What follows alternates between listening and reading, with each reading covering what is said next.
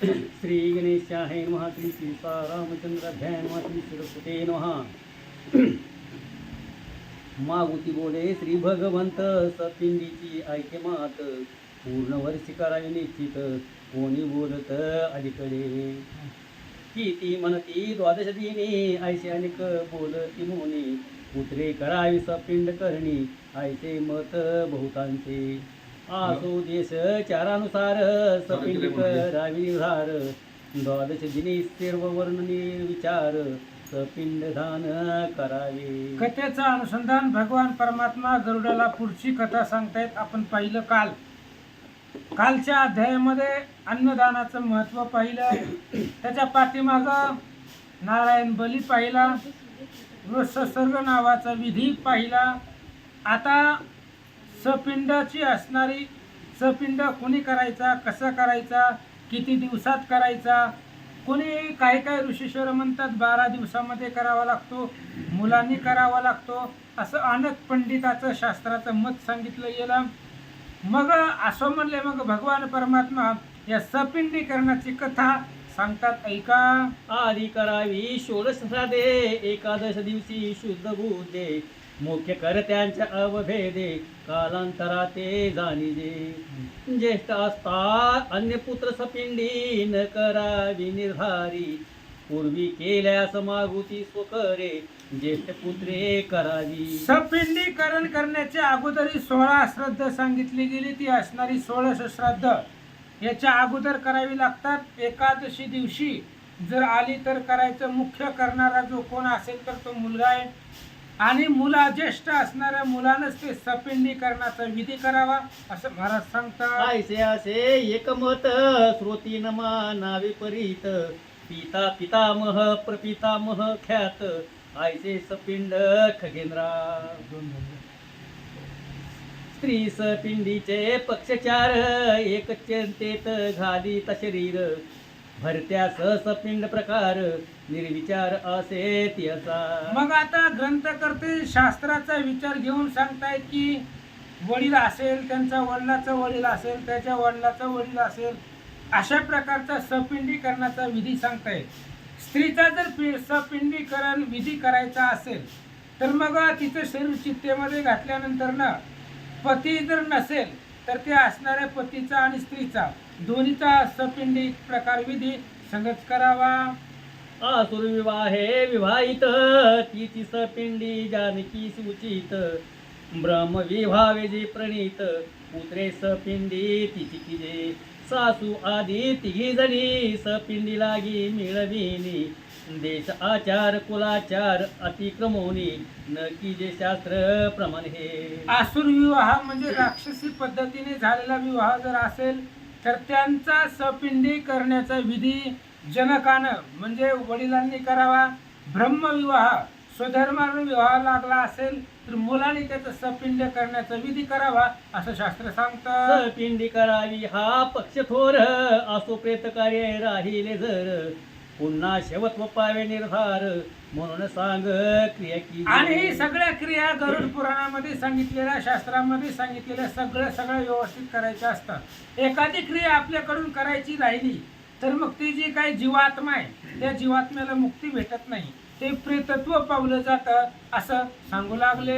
एक उद्दिष्ट प्रमाणे सर्व षोडश श्राद्धे अभिनव, कृत सपिंडी 16 पर्व, जाणे अभिनव खगेंद्रा. सपिंडी करणाऱ्या पूर्वी प्रेत शब्द वश जीवी, सपिंडी होताच अभिनवी, पितृलोकी जातसे. म्हणूनही सपिंडीकरणाचा विधी सगळे 16 श्राद्ध ही सगळी विधी केल्यानंतर ना, जो काय जीवात्मा आहे यमाचा असणाऱ्या बंदीमध्ये राहत नाही, तो स्वर्गाला निघून जातो. कुठल्याही प्रकारचं दुःख त्याला होत नाही, म्हणून सगळ्या विधी व्यवस्थित करा. या मंत्रे प्रेताशी अर्ध देणे, तैसीच या मंत्रे पिंडयोग करणे, चतुर्थाई निवृत्ती करणे, अर्धपिंड्यार्ध्याच्या ऊर्ध्वपै. इथं मंत्र सांगितलाय महाराजांनी, वाचलं नाही असू द्या, ते मंत्र वाचा बघा. ते असणाऱ्या मंत्राचा सगळा अर्ध त्या ठिकाणी असणाऱ्या मंत्राचा उच्चार करायचा आपल्याला होत नाही ब्राह्मणाकडे हा सगळा विधी असतो आणि त्यांच्या मुखावाटे ही मंत्राचा उच्चार तिथं करावा. निश्वास सोडावी गे होणे शोक दूर कत्री भुवनी गाय द्यावी पिंड स्थानी विधी जाणून सुपुत्रे. जिथंही असणाऱ्या सपिंडी विधी केलेला आहे तिथं एक असणारी गाय मुलाच्या हातून ब्राह्मणाला द्यावे. कामकाल विश्वदेव सपिंडी करणी अभिनव ब्राह्मण करावे भूषित सर्व वस्त्र भरणे करुनिया. कामकाल नावाचा एक वैश्रण नावाचा देव आहे आणि त्या असणाऱ्या ह्या सपिंडी विधीचा करणारा तो असणारा देव आहे. म्हणून ब्राह्मणाला बोलवायचं, मुलाच्या हातून त्याला असणाऱ्या गायीचं वासरू किंवा गाय गोदान अर्पण करावं असं सांगतात. द्यावे सांग पद शुभ रत्न हे मदक्षिणादी संपूर्ण देवाकडे ब्राह्मण 2 3 करावे पित्राकडे. एक प्रेतार्थ बसवावा बहुदाने तो तृप्त करावा पिंडी नंतर श्राद्ध प्रसंग भरवा प्राप्त झाल्या पिंड. 2-4 ब्राह्मण बोलवायची. एक असणारा ब्राह्मण देवाकडे मुख करून बसवायचं, एक पितराकडून बसवायचं. त्या ब्राह्मणाला दान दक्षिणा वस्त्र अलंकार सर्व देऊन त्याचं मन प्रसन्न करावं. करावे शास्त्र विधी जाणून न करिता होई पितृहानी पिंडी नंतर मग कोणी प्रत्येक प्रेत श्राद्ध करील. म्हणून सगळे असणारे शास्त्रीय विधी जाणून हे असणारे सपिंडी करण्याचा विधी करायचा. जर त्याच्यामध्ये काय चूक झाली किंवा आपण व्यवस्थित नाही केलं तर मग पुन्हा ते असणाऱ्याची काही जीवात्मा आहे त्याला मुक्ती भेटत नाही, प्रेतामध्ये त्याचा प्रवेश होतो. तरी पुन्हा पावे प्रेत येऊनी पुन्हा सपिंडी त्याला गुणी करावी लागी हे जाणोनी प्रेत श्राद्ध न येऊ जावे. एक उद्दिष्टानी क्षय दिवस कोणी महर्षी बोलती सरस एक दिन सर्व वर्णास की जे कुलचार व्यवस्थेने करावे सर्व विधान 12 दिन प्रेत तृप्त्यर्थ झान घट मोदक सुलक्षण प्रेत तृप्त्यर्थ करावे. आणि अशा प्रकारचा असणाराही विधी करावा. कुठल्याही प्रकारचा विधी अपूर्ण ठेवता कामा नये. मग कुलाचार व्यवस्थेने सगळे व्यवस्थित करावं. सगळे विधान शास्त्रामध्ये सांगितलेल्या पद्धतीने करावे. एकादश 12 दिन शून्य जयाचा गेला रान तो यातनेचा अंत कशान प्राणी पाविल प्रेत लोकी. प्रेतानी निश्वास कोपाग्नीने कुलक्ष होईल शापाने दरिद्री आणि दुदर्शने प्रेत कार्य न करिता पीडत असे. म्हणून प्रेत कार्याचा विधी आहे तो विधी सगळा व्यवस्थित करायचा असतो. जर प्रेत कार्याचा विधी व्यवस्थित झाला नाही तर त्याला मुक्ती भेटत नाही. त्याला नाही मुक्ती भेटली की मग त्याला राग येतो आणि तो मग या असणाऱ्या कुटुंबाला ज्याने विधी केला नाही त्या घराण्याला शाप देतो. मग पितृदोष वगैरे पाठीमागं बसतात लागतात अशा प्रकारे सांगतात. जे जे वर निवेदिती श्रद्ध करते विवाह रीती तैसीच करावी निश्चिती वैदिकी होणे लौकिक बली. जे जे वृद्ध लोकांनी म्हाताऱ्या माणसांनी अनुभवी लोकांनी जे जे सांगितलेलं असते किंवा ग्रंथामध्ये ब्राह्मणाने जे सांगितलं त्या पद्धतीने सगळं श्राद्ध कृत्य आणि विवाह कृत्य वयोवृद्ध अनुभवी लोकांकडून माहिती घ्यावी आणि ते सांगेल तसं करावं. सपिंडी झाली न जोवरी सपिंड अशुद्ध तोवरी अन्न न घ्यावे त्याचे घरी सदिक्षुने उरगशाना.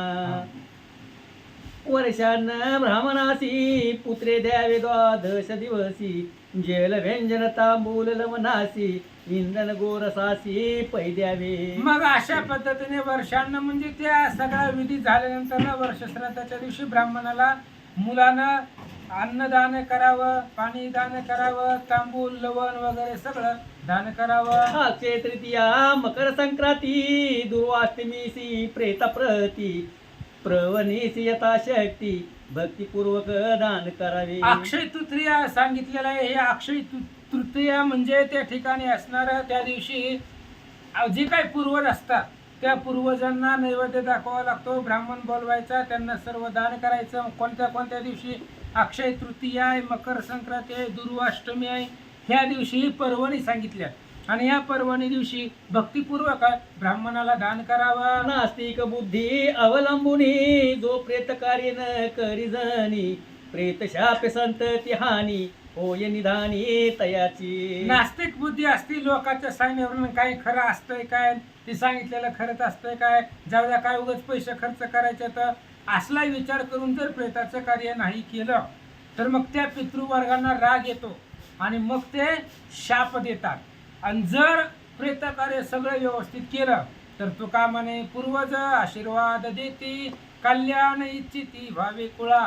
मग पूर्वजांचा आशीर्वाद भेटतो. मग शाप घ्यायचा का आशीर्वाद घ्यायचा तुमचे तुम्ही ठरवा. तस्मात समहित म्हणे और्ध्वदेहिक शास्त्रप्रमाणे सपिंडीकरणात करणे तेने शुद्धी होतसे. प्रेत कार्य जो न करी तो स्वधर्मासी आणि अधिकारी. पंक्ती दूषक निर्धारी गया श्राद्धी अधिकार त्यास नसे. जो प्रेतकार्य व्यवस्थित पद्धतीने करत नाही तो स्वधर्माचा अनाधिकारी आहे, स्वधर्माचा अधिकारी नाही. मग तो पंक्ती दूषकाचं पाप त्याला लागतं. गंगेमध्ये त्याला गंगेला जाता येत नाही, त्याला अधिकार प्राप्त होत नाही. अशा प्रकारे सांगू लागले. दर्श श्राद्ध आणि अपार पक्षिक श्राद्ध सपिंड झाले सता शुद्ध निसंदेह करावे भक्तिमान पुत्रे अभक्ती पंथासीन निर्धारे. स्त्रिया अनुपनीत शूद्रे वेद मंत्र वर्जित कीजे. भक्तिवान मुलांना चांगली धार्मिक कुळातील जो मुलगा असेल त्याने ही सगळी असणारी श्राद्ध अवश्य करावी आणि वेदाचे मंत्र जे सांगितले त्या पद्धतीने सगळे कार्य करावं. विपत्तीस असे अधिकारी पुरुष तरी अधिकार असे स्त्रियेस. दाहाधिक सपिंडात निशेष पत्नीने यथाविधी करावे. एखाद्या वेळेस पुरुषाला अडचण नसते, म्हणजे तो घरामध्ये नसतो, परदेशाला बाहेर कुठं गेला असेल, त्या कार्याला उपस्थित नसेल, तर त्या पुरुषाच्या जागी त्याच्या पत्नीनं हे सगळे विधी करावे. शूद्र स्त्रियाचे न करावे वपन शूद्राशी नसे मंत्रविधान. मंत्रस्थानी नम म्हणून विधी संपूर्ण करावा. शूद्र वर्णामधल्या स्त्रियांनी वपन करायचं नाही, कुठल्याच स्त्रियांना वपन करता येत नाही. मग शूद्राला अधिकार नाही मंत्र विधान वगैरे पाठ करण्याचा, पडण्याचा. मग त्यांनी जिथं जिथं मंत्र म्हणायचा आहे तिथं फक्त नम म्हणावं आणि कार्य सुरू ठेवावं. निरग्नी स्त्री आणि शूद्र यांचा आमश्राद्ध प्रकार. जेणे पितरा तृप्ती फार आयसे अमान्य देईजे. सागणिक जरी ब्राह्मण प्रवासी आणि पुत्रजनन द्विज अन्न यांचे अभावी जाण ग्रहणी आमश्राद्ध कीजे. भार्या असता रजस्वाला पाक करता न मिळाला तरी आमश्राद्ध विविध भला. पुत्रे कुशलार्थ असं म्हणले. मग हे असणारं श्राद्ध विधान कसं करायचं. पत्नी लांब असते, तिला घरातले कार्य करता येत नाही, जर ती अडचणीमध्ये असेल, किंवा एखादा आचारी ते असणारा श्राद्धाचा स्वयंपाक करण्यासाठी आचारी पाक निर्माण करण्याला जरी मिळाला नाही तरी अमान्य श्राद्ध त्या ठिकाणी असणारा तो अन्न, ते अन्न त्या ठिकाणी निर्माण करावं आणि ते असणारं अन्नानं ते श्राद्ध पूर्ण करावं. दैवयोगी एके दिवसी मरण आले दपंत्यासी. स्त्रीस पिंडीपतीसी एकतंत्रे करावी. दैवयोगानं एके दिवशी दाम्पत्य म्हणजे पती पत्नीला दोघालाही जरी मरण आलं तरी मग त्यांचा सपिंडीचा जो असणारा प्रकार आहे, विधी आहे, तो विधी घरातील स्त्रीनं करावा. एकनांची बहुमेलयासी क्रियाधिकार सतायकासी. प्रमुखे मुख्य क्रिया यथाविधीसी अन्य प्रतिनिधीने करावी. समजा एका दिवशी दैवयोगानं घरातली अनेक जण मरतात. समजा ऍक्सिडेंट झाला, कुठं काय झालं, एका दिवशी 4-5 लोक घरातली जातात असं आपण पाहतो. मग त्यावेळेस एकालाच अधिकार असतो सगळ्याचा विधी करण्यासाठी. मग प्रत्येकाचा विधी एकानंच करण्यापेक्षा दुसरा त्याच अधिकाराचा व्यक्ती बघावा आणि त्याच्याकडून सगळे कार्य करून घ्यावे. त्रयोदश दिनी पूर्वान्ही पूजावे श्रवण दानमानी. आस्ती खेपशयाला गुणी आणि श्राद्ध अपर पक्षी. जरी असेल भक्तिमान पुत्र तरी त्याने करावे निश्चित. आणि ऐके मात जी पूर्वी प्रवर्तली. असं म्हणले. अशा प्रकारे जो भक्तिमान मुलगा आहे त्यानं ही सगळी कार्य निश्चित करावी. पण आता ग्रंथकर्ते सांगतायत पूर्वी एक गोष्ट घडून गेली होती ती तुम्हाला सांगतो. स्वयंभुवे यमधर्मासी राज्य दिदले प्राणी संयमासी. संयमिनी पुरी त्यासी राहावयासी दिधरी. एके दिवशी असं झालं होतं, ब्रह्मदेव महाराज आहे, त्रैलोक्याचा ज्याने निर्माण केला असणार हे ब्रह्मदेव.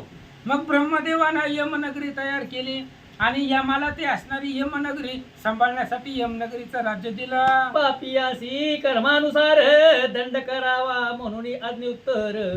बोलिल्यावरी यम धर्म कर जोडणे उत्तर बोलिला.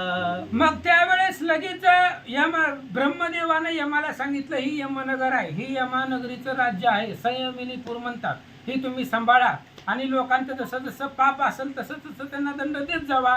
असं ब्रह्मदेवानं सांगितल्यावर यमानं हात जोडले आणि काय म्हणतात, म्हणे अनंत कर्मेदारांची संख्या कैसी कळेल त्यांची. ऐसी चिंता परी सोनी त्याची वीरेंची निश्रवण निर्मिले. यमदेवानं हात जोडले. यमाने सांगितलं, महाराज जगामध्ये असंख्य लोक आहेत आणि असंख्य कर्म आहेत त्यांची, मग मी कोणाकोणाचं लक्षामध्ये ठेवू, कोणी कोणतं कोणतं पाप केलं, एवढं सगळं रेकॉर्ड कसं ठेवायचं. मग लगेच ब्रह्मदेवानं यमाच्या मदतीसाठी 12 श्रवण देवाची निर्मिती केली आणि प्रत्येक जीवाचं पाप पुण्य ही 12 श्रवण देव बघणार असं ब्रह्मदेवानं सांगितलं. द्वादश संख्या कुशपत्र प्राणी निर्मिले देव तेच क्षणी. तयासी सर्व लोकांची करणी ब्रह्मवर हे कळत. ब्रह्मदेवाने ही 12 श्रवण देव तयार केले आणि यमाला सांगितलं, ही 12 श्रवण देव तुम्हाला मदत करतील. ब्रह्मदेवाच्या वरदानामुळं लोकांचं प्रत्येकाचं पाप पुण्य त्या श्रवण देवाला कळत होतं. जे जे कर्म ज्या ज्या वेळी मनुष्य करती ज्या ज्या स्थळी. काया वाचा मन मेळी करुण प्राणी करीती जे. मग जे जे माणूस जिथं जिथं जे जे कर्म करतोय ते कर्म चांगलं असो किंवा वाईट असो ते श्रवण देवांना माहिती असतं. प्रत्येक जीवाचं कर्म ज्यानं ज्यानं जिथं जिथं जे जे केलेलं आहे ते सगळं श्रवण देवाला माहिती आहे आणि ते श्रवण देव यमाला सांगतात. ते सर्व कळते तयांसी यास्तो पूजा की जे विशेषी. कुंडल मंडलावरी कलशासी यथाविधी स्थापिजे. ही श्रवण देवाची पूजा आपण अवश्य करावी, कारण पाप पुण्य जगाचं त्यांना कळलं जातं. आपण कुठं काय जरी केलं तरी ती श्रवण देव पाहतात, म्हणून त्या श्रवण देवाची पूजा करावी असं महाराज सांगतात. उपरी लक्ष्मी नारायण मूर्ती हाय मेरोपी ताम्रमय निश्चिती. अथवा शालिग्राम पूजा महती करावी निवृत्ती मग श्रवण खगेंद्रा. देवाची पूजा कशी करायची, भगवान श्री विष्णू लक्ष्मी यांची असणारी मूर्ती स्थापन करायची किंवा भगवंताची शालिग्राम नावाची स्वयंभू मूर्ती आहे, शिळा आहे आणि ती असणारी मूर्ती स्थापन करून तिची पूजा करावे. त्रयोदश बोलावणी ब्राह्मण वस्त्रीभूषणे करावे पूजन. ताम्र कलश तंडूल प्रस्थाप्रमाण दधी पात्र समायुक्त. 13 दिवस ब्राह्मण बोलवायचे. 13व्या दिवशी ब्राह्मण बोलवून त्या ब्राह्मणाची वस्त्र भूषण अलंकार दक्षिणा देऊन त्यांची पूजा करावे. आणि फल मुद्रा समन्वित मृतिका कुंभ असले अशक्त. वस्त्रु सूत्र समायुक्त करावे जाण खगेंद्रा. म्हणून ते असणारी फुलं आणायची, पुष्पे आणायची झाडाची वेगवेगळे, आणि मग ती जे काय मातीचा कुंभ आहे ते मातीचा कुंभ जर अशक्त असेल तर मग त्याला वस्त्रामध्ये सामावून घ्यायचे किंवा वस्त्रांना कडनं बांधायचे, जेणेकरून तो तुटू नये, त्यामधले जल सांडू नये अशी व्यवस्था करावी. एक देवा मम प्रीत्यर्थ द्वादश द्यावे श्रवण अर्थ. श्रवण विष्णू श्राद्ध विधियुक्त शुद्धी श्राद्ध मगती जे. आणि अशा प्रकारचे असणारे ते कलश स्थापन करायची. एक कलश मम प्रीत्यर्थ म्हणजे माझ्यासाठी भगवान श्री विष्णूसाठी ठेवायचे. 12 कलशाची स्थापना करायची. ती 12 श्रवण देव आहेत त्यांना ते अर्पण करावे. शुद्धी श्राद्ध झाल्यावरी स्वस्ती वाचन करावे तेने होय कल्याण. ऐसे आचरता फल संपूर्ण खग श्रेष्ठा होत असे. आणि यानंतर मग स्वस्ती वाचन म्हणजे आपल्या ज्याच्यासाठी आपण हा विधी करतोय त्याचं असणारं पुढचं मुक्ती भेटावी किंवा त्याचं असणारं जे काय पुढचा जन्म असेल, कुठं जे असेल जीव तिथं असणारं सुखरूप व्हावं यासाठी स्वस्ती वाचन म्हणावं आणि माझ्या प्राप्तीसाठी थोडंसं स्मरण करावं असं भगवंत सांगतात. ऐसे गरुडासी भगवंत श्रवण पूजन निवेदित. सूत ऋषी प्रति सांगत माधवनी नवी श्रोतया. अशा प्रकारे भगवान परमात्मा गरुडाला सांगतायत या अध्यायामध्ये 12 श्रवण देवाची निर्मिती आणि त्या श्रवण देवाची पूजा कशी करायची याचा विधी भगवंतानं सांगितला. इथे श्री गुरुत्वाने प्रेतकल्पे गरुडनारायण समाधी श्रवणोपाख्यान नाम 19 श्रीकृष्ण वस्तू पुंडलिक वरदारी विठ्ठल श्री ज्ञानदेव तुकाराम पंढरीनाथ भगवान. ह्याच्यात 96 आहे त्याला. आता